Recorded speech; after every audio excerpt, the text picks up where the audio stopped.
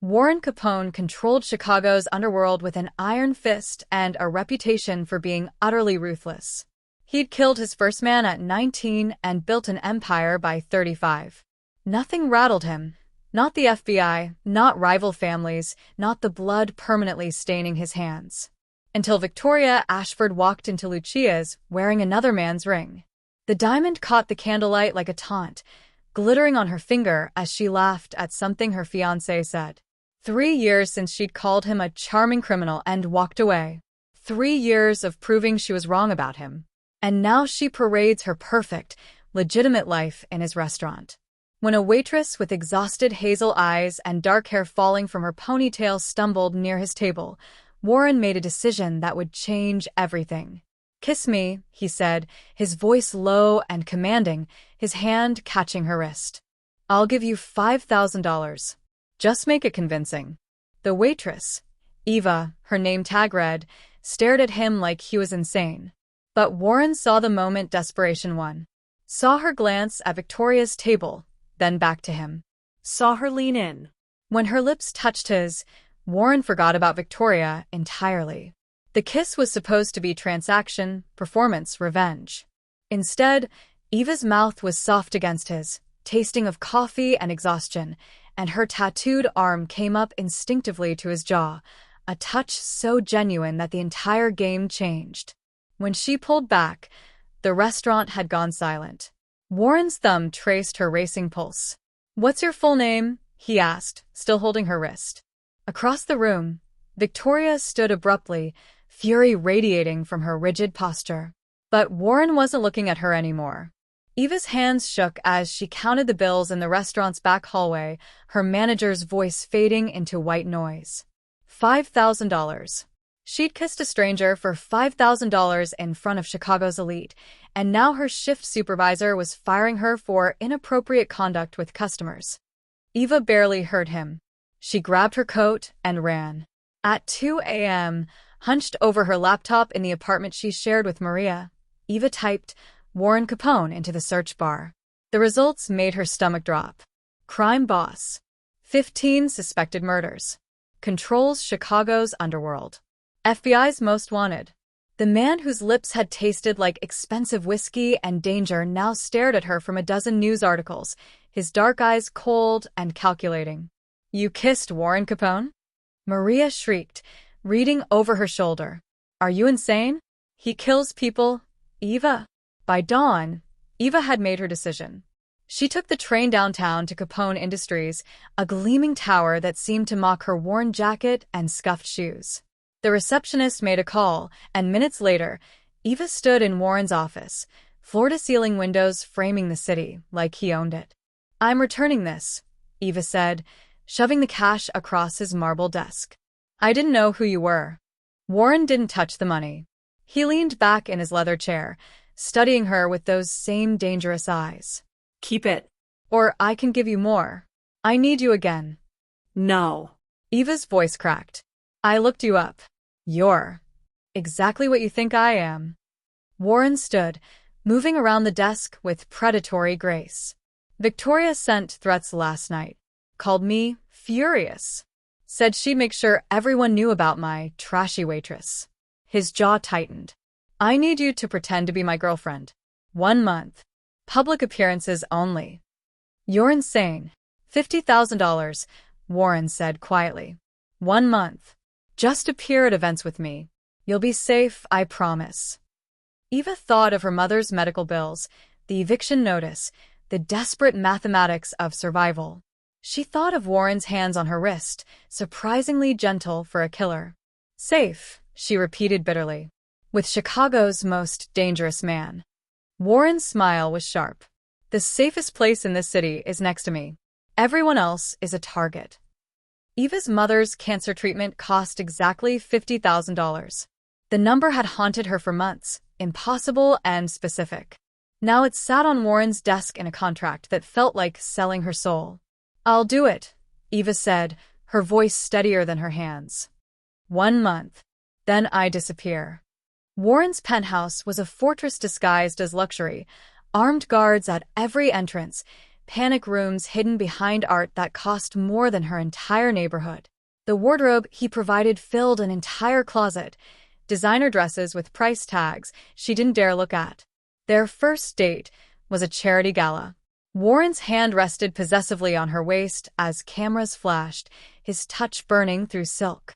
In the ladies' room, Victoria cornered her, diamonds glittering like ice. "He'll get bored of you," Victoria said coldly. "He always does. You're just a toy." Eva met her gaze in the mirror. "Then I'm the most expensive toy he's ever had." Dancing later, Eva breathed in Warren's scent, cedar and gunpowder, civilization and violence. His lips brushed her ear. "Stay close. My enemies are watching."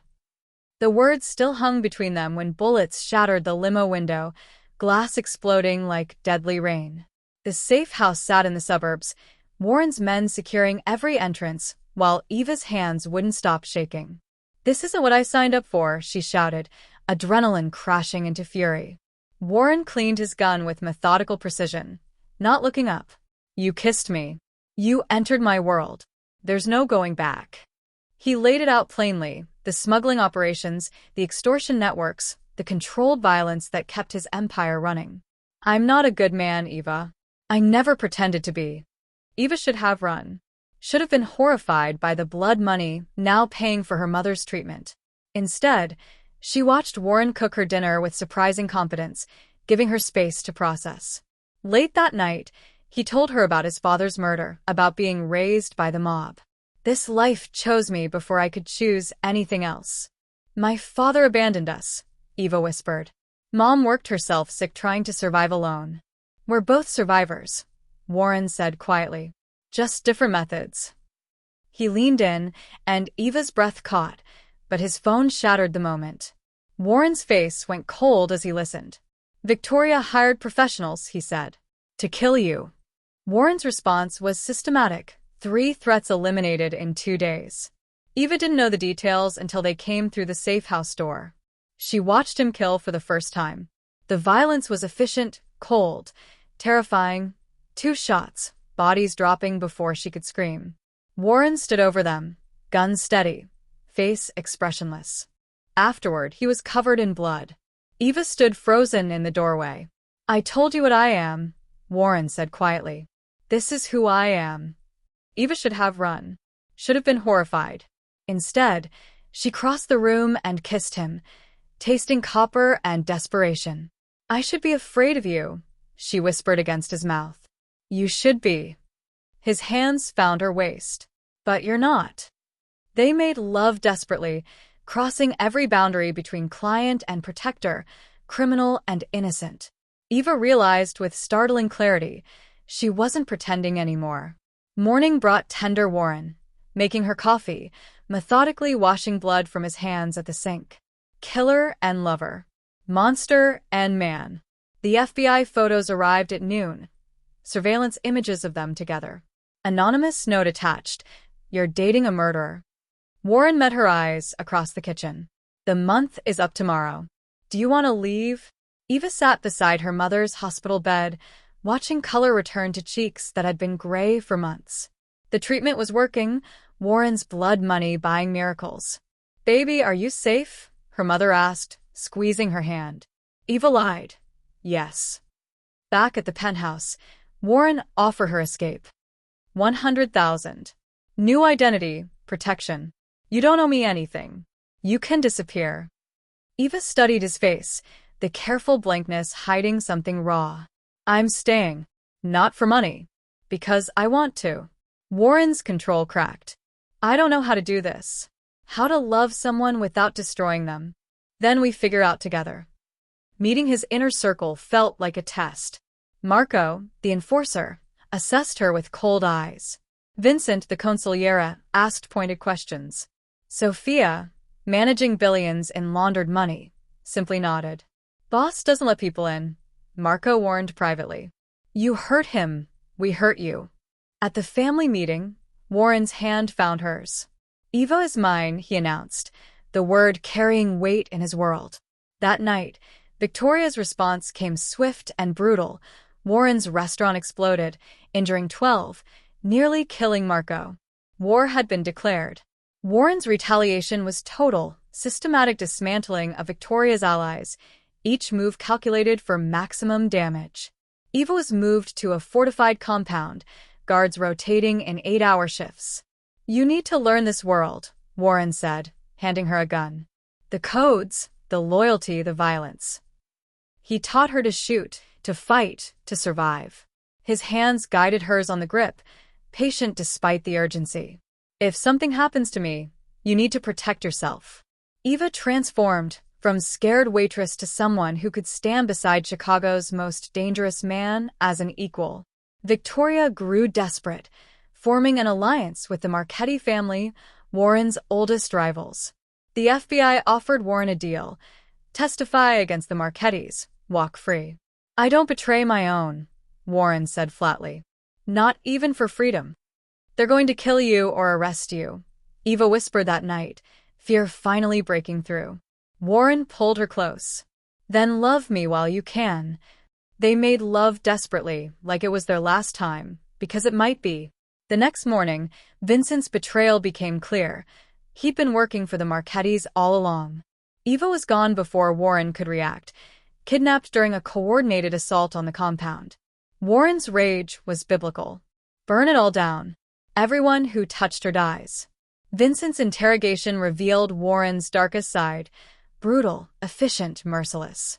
The location came bleeding from Vincent's lips: warehouse near the docks. Eva knelt on concrete, zip-tied, while Victoria paced before Marchetti soldiers. "He was supposed to be mine," Victoria hissed, jealousy and obsession twisting her features. "I chose legitimacy, and he should have waited." Eva met her gaze. "He's not property. He chose me because I see him as human." Warren came through the warehouse like a one-man army: bullets, bodies, controlled chaos. He emerged covered in blood, untying Eva with shaking hands. "I told you I'd burn down the world for you." Victoria pressed a gun to Eva's temple. "Drop your weapon or she dies." Warren's gun clattered to the floor. "Take me instead." Eva moved, everything Warren taught her compressed into one moment. She disarmed Victoria, the gun spinning away. Warren's smile was pure pride. "That's my girl." FBI flooded in. They'd been waiting outside, finally catching Victoria in the act. In the ruins, Warren pulled Eva close. They chose each other, despite everything, because of everything. The FBI deal was stark: immunity for Eva, reduced charges for Warren if he went legitimate. No prison time, but complete dismantling of his criminal empire. Warren didn't hesitate. "I'll do it. For her." Selling territory felt like amputating limbs: painful, necessary, permanent. Old allies called him soft. Marco questioned his judgment. Vincent's replacement walked away entirely. "You're going soft," one lieutenant spat. Warren's smile was cold. "I'm getting strong enough to change."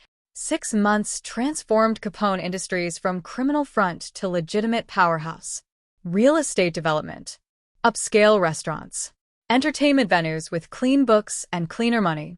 Eva returned to school, business degree, classes at night while working alongside Warren during the day. She handled legal operations with surprising aptitude. He handled difficult negotiations with the skills that once ran an empire. Her mother's cancer went into remission. Meeting Warren properly, she studied him carefully. "He's not what I expected." Eva smiled.